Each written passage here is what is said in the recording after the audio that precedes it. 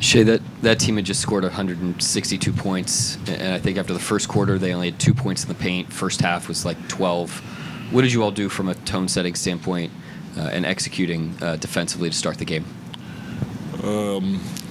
We just wanted to make sure we got set and make sure they scored over us because they're very fast, get on transition, and get easy looks playing space. That's when they're at their best, and we wanted to slow them down and make sure they score through our chest and try to score over us and try to score over our set defense nonetheless.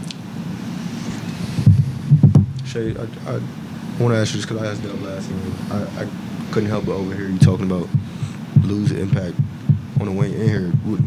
When he gets considered for Defensive Player of the Year, they'll kind of weigh big versus guard impact as a defender. How do you weigh those two things, and how does that factor into the award race, you think? Yeah, I don't know.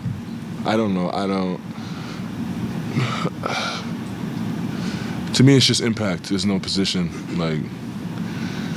There's guards, there's bigs, there's wings, and to me, it's like whoever impacts the most should deserve the most. Every other award is like that. There's no, for MVP, it doesn't matter if you're a guard or a big or a wing. It's how well you're playing this season, and your position doesn't matter. For all the team selections, it's the same thing. And I think Lou is at the forefront of impacting defense in this NBA every single night, and that's why I think he should get it.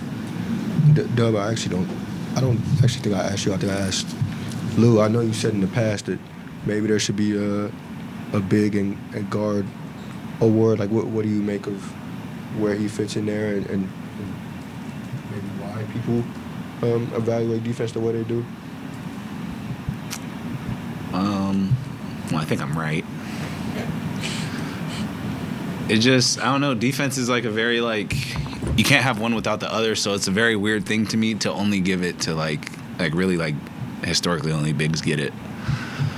So you can't be, you just need both. On the perimeter, if you get beat, you're going to need a big to kind of clean up some of that, and then vice versa, you're going to need a good wing defender in order to, keep your big out of bad predicaments at the rim. So in my head, it just makes sense that you would have two for that, or at least add a third team. I don't know. Talk about it on a podcast that'll come out when. Yeah, so I'm not going to say too much, but I don't know. Guards just don't get it, huh? It's not mine. But, yeah, I mean, guards just don't get it. It doesn't really make sense to me. Why they don't, I think blocks are just way louder, and that's something that bigs usually do. What else we got? Jalen, just to piggyback on that, do you still believe that there should be two? If I'm not mistaken, you said that on a podcast earlier this year, that there should be two Defensive Player of the Year. One big, one a small. guard and a big, yeah. I just think that makes more sense than, bigs get it every year, and then it's not to diss them either. Obviously they're earning it. I just think there's a lot of guards through our history that have a really strong case for doing it, and then, they don't get on the team, and it's one of those things I just think about because I'm bored and have a lot of time on my hands, so I just thought about it. It makes sense. I don't think it would hurt anything to at least have two, or to at least think about it. But yeah, just historically, bigs get it a lot, and I don't know why guards don't really get a lot of love for it. Well, my second question is just your third quarter, the way you put that together, not just from a scoring standpoint, but also a handful of assists in that. How significant is that, considering this is only your second game back after missing 7 straight? I'm just trying to get in shape, so I'm trying to push the pace and get back to what I was doing before. The tempo of the game, that's just how it was going. That's how they were playing, and we like to play that way also. And I thought we did a good job of playing that way, but also, being controlled and not letting the game, get out of control. And I thought we were getting good shots, so I was just trying to make the right reads while we were playing that way. Yeah, Kendrick is a guy that doesn't really get the love from the outside of the organization locker room that he deserves. And tonight was another night where he had to step up and play more minutes than he normally does. And he's not the only one that you guys have like that. You just talk about the impact that those guys give you and how important it is for them. Mark mentioned how what they do allows him not to overplay you guys? Yeah. Being ready and prepared like that is a skill. It's something that, like you said, goes unnoticed. And K-Rich definitely has the mentality to be able to do that, which is why we appreciate him so much.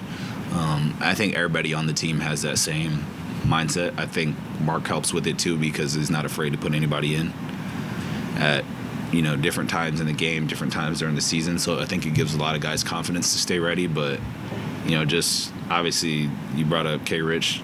I think it's just one of those like skills, bro.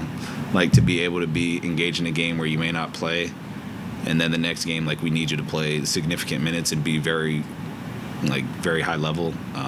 It takes commitment. He's definitely bought into this team, and he does a good job when he's ready.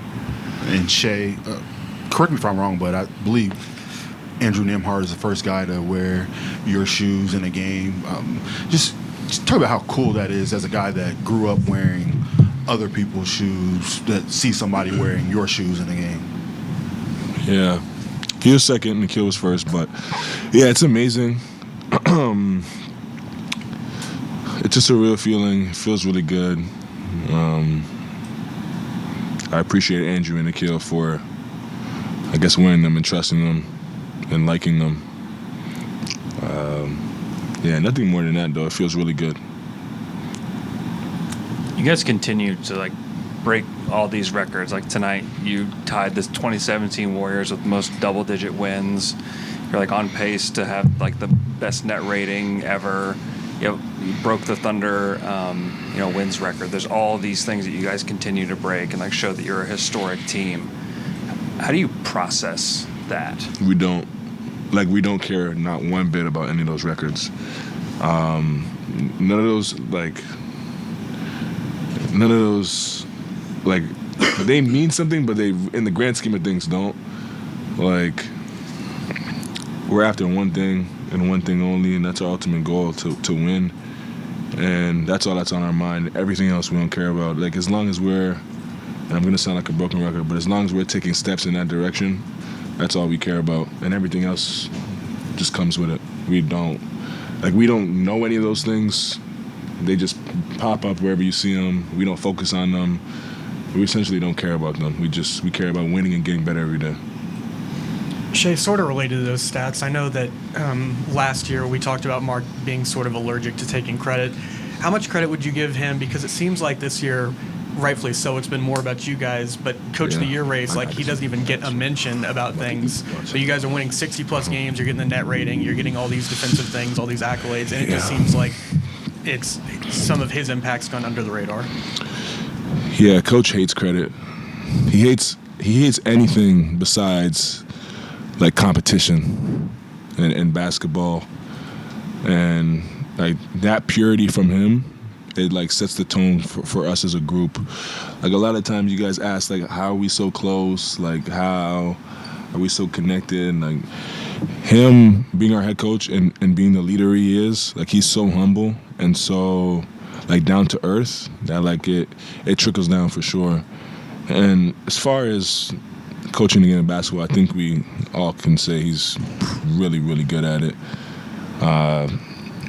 He not only is really good with the X and O's, he's good personally, he's good tactically. He's ballsy in situations when he needs to be. He's not afraid of the moment. He's always looking for ways to get better. And above all, he empowers every single player that plays for him. And I think that's the biggest thing you want from a coach. Your coach to believe in you and believe in your game, so that when you go out there, you can be the best version of yourself. And he's done that all the way down from me to guys that were here that aren't here, to the rookies and AJ and Dylan, and he's steady across the board in who he is every single day, and his greatness every single day allows us to be great. And then you haven't been over the past couple of years, you haven't been a guy to politic for MVP or really talk about your own case, but you've had your teammates like Dub, Lou, and others who have been really, really big proponents. I think, Dub, you can correct me if I'm wrong, but you might have said you guys almost feel like you want him to win it more than he might want to. But what does it mean to have that sort of support and backing from your teammates, that they want it that bad to see you sort of get recognition like that? I appreciate it. I appreciate it. I go to war with them every night, through thick and thin with them every night. Like, nobody sees me play basketball more than they do. Nobody understands what it's like to be on the court with me more than they do. And that support from them and that backing from them, like, means the world to me. They know that. And, without them, I wouldn't be the player I am, the person I am. So they're everything to me for sure.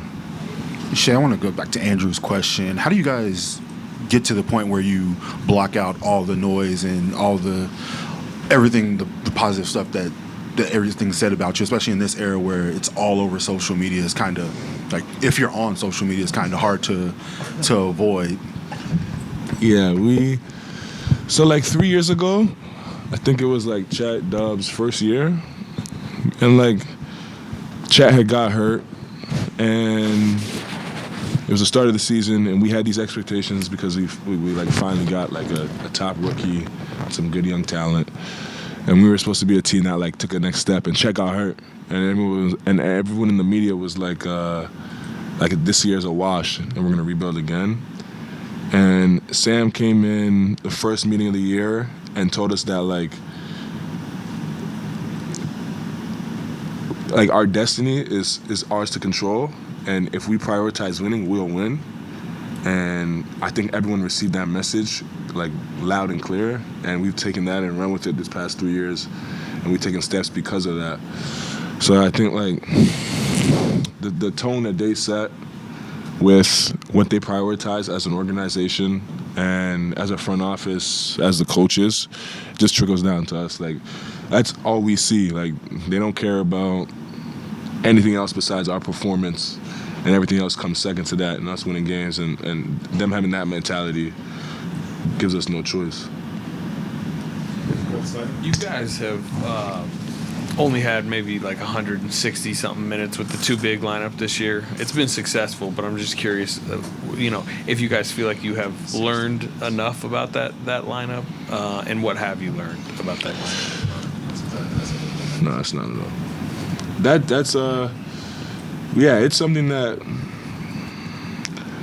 we still have a way we want to play no matter who's out there, and it's gonna look a little bit different obviously with the size. But both of those guys are so smart and talented that it feels seamless. It has felt seamless in integrating that. Like, it hasn't felt like a block in the road or us figuring it out. They're both like great passers, and both like can see the game, feel the game. So like, it hasn't been hard at all. Just hats off to those two. They're pretty talented and smart basketball players, and it doesn't even feel like we've had to adjust. Jalen, the rim protection numbers in that lineup, small sample, are very good. I'm just curious, especially as a perimeter defender, what it's been like when both of those guys are out there kind of blocking off the rim. Space is non-existent.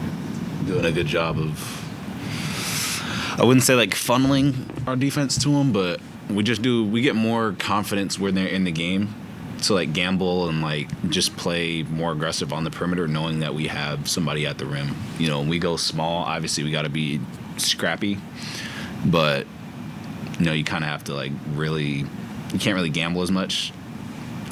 So yeah, when they're both in the rim, they're starting to figure out how to like who's going to be in there and who's going to like take the perimeter, and they're figuring out their defensive spots together. So it just gives us more confidence being on the perimeter to be able to like pressure up if a coverage kind of gets blown or something. We know we kind of have great rim protection at the rim to be able to like kind of combat that.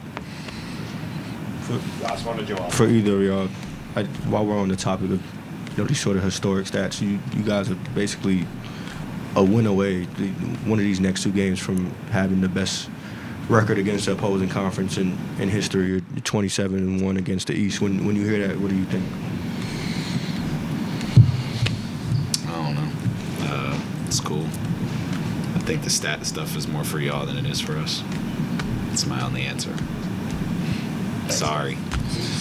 Thanks, guys. As it just seemed like each quarter you guys closed on a really great run. Is that an emphasis for you all? Is that something that you guys kind of talk about maybe after that, under 3 timeout or anything like that? Yeah, we really prioritize the last few seconds of quarters, winning the end of quarters. We believe that it stacks up over the course of time, over the course of 48 minutes, and we're just trying to get an edge any way we can. To start the game 7 of 7 and just be in complete flow, how are you priming yourself to be able to hit the ground running? Because it just seems like 19 out of 20 nights, you're like on it from the very start as soon as you step on the floor. Yeah, I mean, I stick to my routine, which I believe gets me ready for each and every game. Obviously, it's basketball. You're not gonna have the same outcome every game, but just going out there prepared to win at any cost. Tonight was one of those nights. Shots were really falling. Teammates were finding me, and just being ready to do what I'm supposed to do. Isaiah, one of your threes came off of behind the back pass by J-Dub, kind of whenever he was in a playmaking zone in that third quarter. How have you seen him evolve on the ball as a player? Oh, man, he's doing a little bit of everything, scoring at all 3 levels, playmaking. He found his connection with Isaiah Hartenstein early in the season with the lobs, and so he's really opening up the game for himself and everybody else. He's doing a great job. So you seem to get a lot of long rebounds, like running out from the paint, getting long rebounds. Is that something that you've specifically worked on? We got our bigs down there fighting to box their man out and get those boards down there. I feel like it's upon the guards to track those long rebounds, especially in a game like this when the team's trying to get it out in transition and things of that nature. Just being sneaky though, tracking down the ball. And you almost had a perfect game from 3. I saw the one that you did miss. I saw Were you disappointed? Were you frustrated with yourself? Were you hoping to have a perfect game? I wanted it to go in, but it's basketball. It's not perfect. I was just happy to get more looks, honestly. Especially in the night where the ball is going in. Kind of don't want to end perfect. It's like, what about that next one? So, yeah. Zay, as a shooter yourself, we've seen more and more, development and production from Lou. You've played with him for a few years. Is there anything you've noticed that's really helped him sort of ascend higher and higher as a shooter?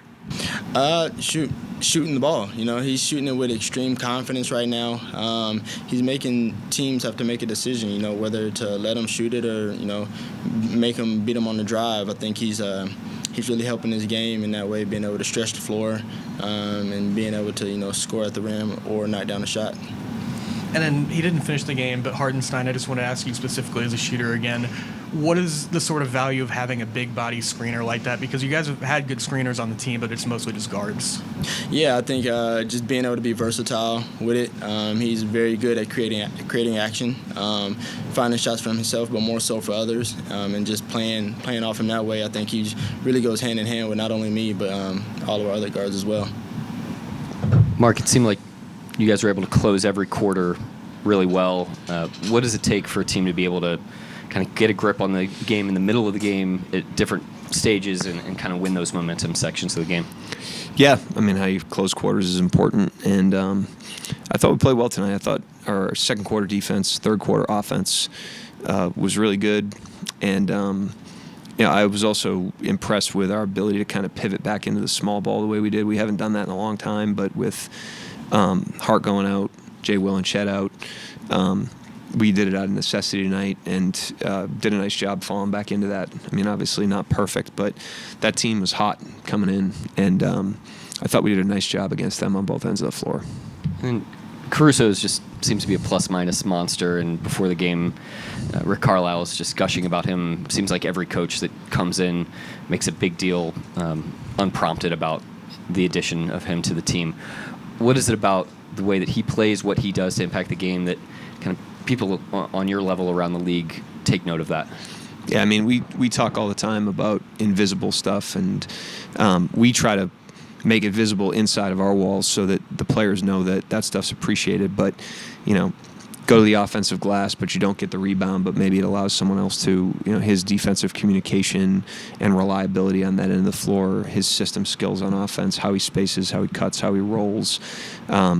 He has appropriate aggression, like when he's got a crack, he also hits the gas. He's not a conservative player by any means, but he just is the king of the invisible stuff. I mean, like, the more you watch him on a possession, the more you realize that he's just impacting everything and elevating everybody. And then the plus minus that you mentioned is a reflection of that. You know, he's the kind of guy that can shoot 2 shots and be plus, you know, whatever he is on a night. So it's not invisible to us. What did you make of J-Dub and the way that he controlled the game in the third quarter?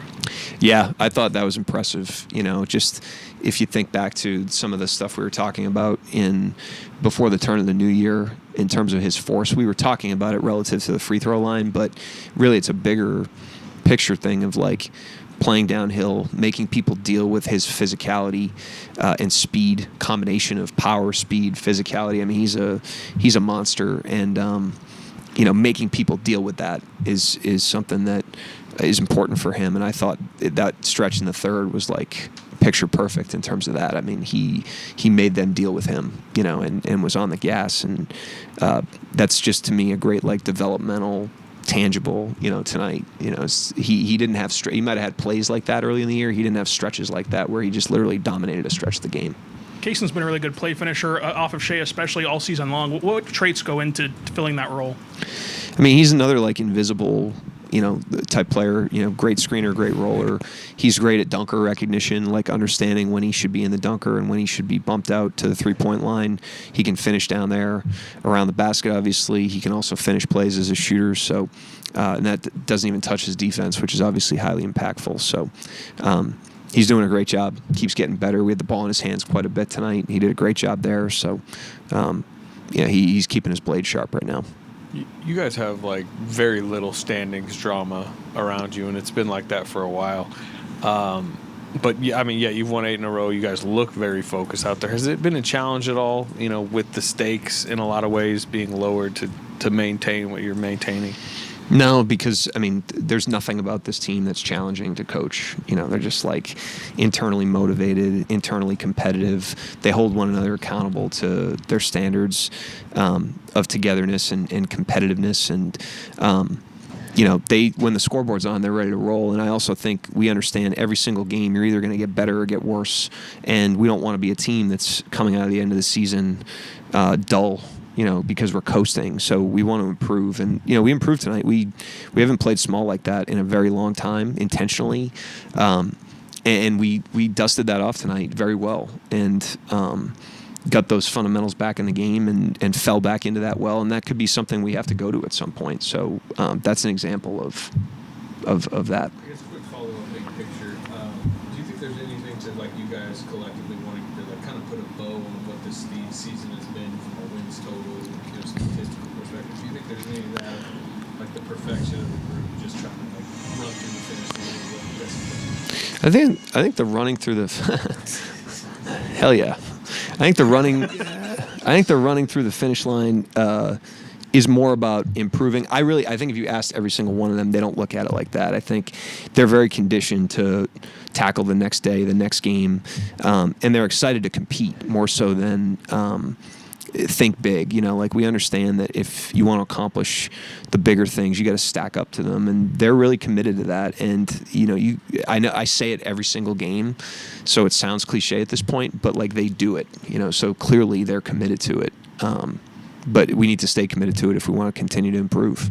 Kittredge is a guy that doesn't really get the love that he deserves from the outside. Tonight was another night where he had to step up and play. I don't know if it was more minutes than we were expecting, but more minutes than he normally plays. Yep. And he was doing everything on the court. Just talk about all the things that he does and how important it is for you guys, and not just him, but other guys like him. Yeah, I mean, Ijo and Wiggins are guys that they play every night pretty much, but their role's pretty fluid. They don't know their rotation going into a game. You know, they don't know how many minutes they're going to play. They don't know how many shots they're going to get. And neither do I sometimes. You know, sometimes I'm just listening to the game. But and then the K. Riches, Jay Wills of the world are unbelievably ready. You know, it's like you put them out there for how many minutes did K. Rich play tonight? You know, 20. You know, you put him out there for 26 minutes, and he's upticked lately because we've been injured. And he's, like, ready to contribute in 26 minutes. Jay Will's been like that. And even I thought Carlson and Dylan Jones tonight, like, those guys being able to hold those minutes the way they did allows us to win that game without having to, like, overplay everybody else. because we're down a couple guys. So the guys have done an unbelievable job of staying ready, and the especially the guys whose roles are fluid. They just have great mental toughness, and everyone respects them for that. Starting with me, but their teammates really respect them for that as well. We know that.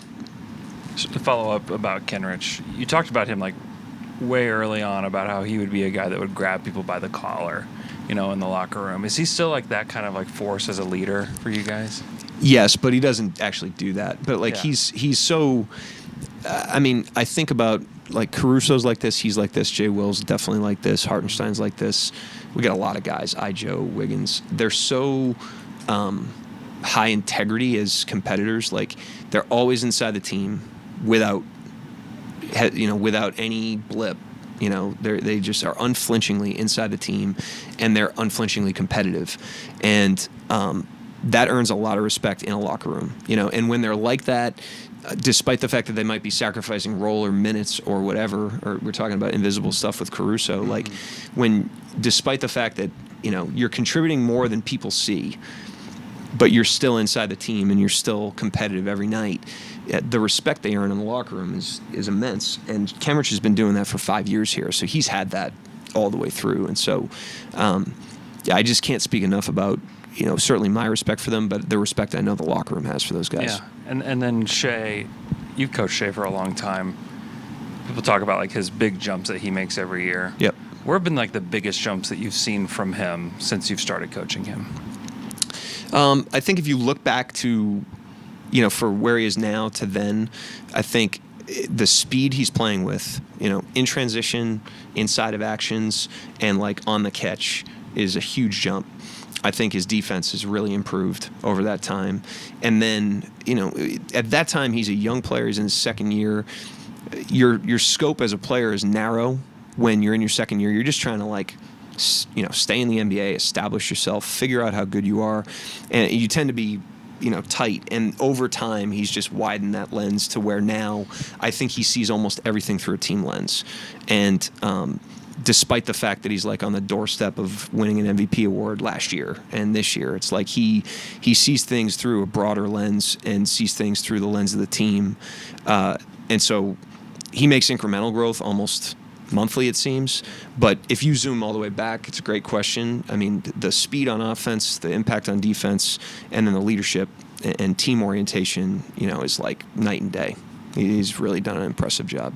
You mentioned it's been a while since you guys played small, but it seems like sort of regardless of whether you guys have two bigs, one big, or go small, Lou is just as consistent as it gets defensively. You guys haven't given up more than 10, 30-point games this season. Just what sort of value does it bring to the table to have a guy like that where you can just sort of put him on anybody and he's just consistent? Yeah, I've spoken at length about the impact he has for us defensively, and it's not only what he does to the other team's best guys and the guys that usually can have their way with NBA defenses, that it's harder to have their way against him specifically, but also to that point, the versatility he gives us is like, and it's not just him, Caruso, Dub, they allow you, Kaysen, you can bend your lineup in any direction with those guys on the court because of what they can do defensively and the fact that they can guard up. We put Lou on the 5 a couple times tonight. We put Lou on Siakam tonight, and he guarded Halliburton, and we could do that with any of those guys.